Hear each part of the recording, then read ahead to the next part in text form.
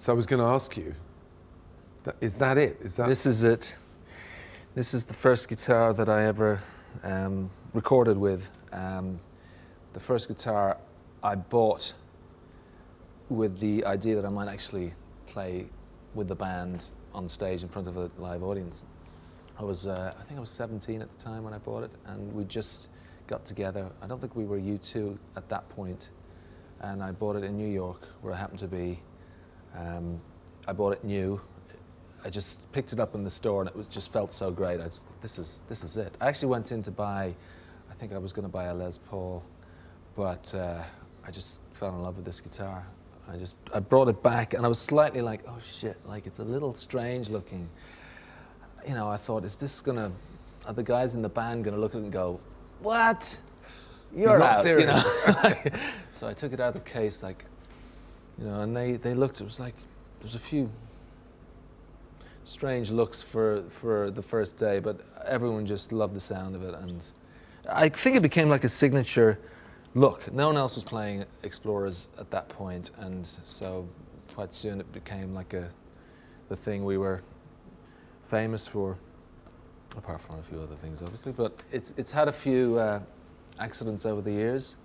This happened in Radio City about the mid-'80s. We were playing a show, and the bouncers were particularly heavy in the venue, and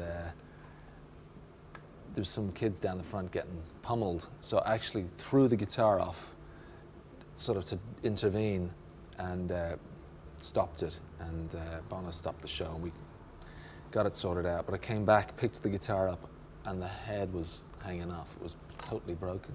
So I got it... You didn't break down yourself at that moment then? I was a little stunned, to be honest, but we got it repaired, and I'm not sure it's affected the sound. I couldn't tell the difference when I got it back. So it's like it's a broken neck, isn't it? Yeah. Look, I see that's a different... Total insert of new wood into this to bridge the gap between this and this. And you can, when it was first done, it was a much better match. But over the years, the wood it's obviously a different kind of wood. It's become much more evident.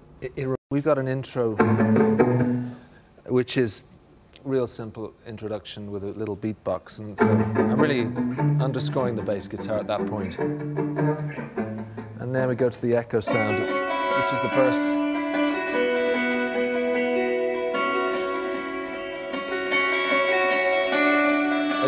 Against the chords of the song, it really creates a very beautiful little hook. And then the big kind of chorus sound is the chords, obviously. And this was an interesting part. It caused a bit of a stir in the studio when I first played it. I'll try and play it a bit more quietly.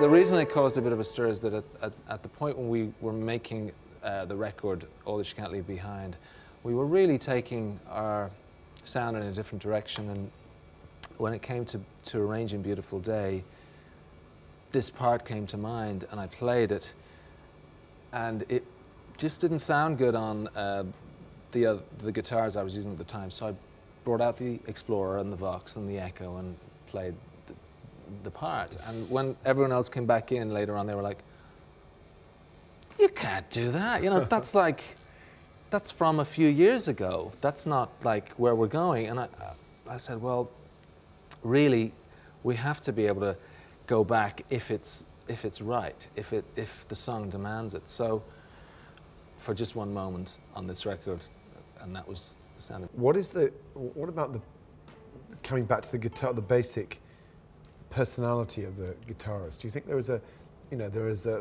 lead singer personality and there's a lead guitar personality? I mean, is that all just a cliche, or is there No, I think there probably is, but I don't think it's one. I think for guitar players, there's a couple of different types, you know. I think there are the sort of the gunslinger guitarists it's sort of the fastest draw in the West mentality. And then there's the sidemen, you know, who are really about supporting the singer and playing the songs and trying to, you know, make the whole thing mesh together. And I really think of myself more as that sideman kind of guitar player. I think Keith Richards in that same mold. And I have to say my favorite guitar players are that type. The Guitar Olympics. Not the show-off.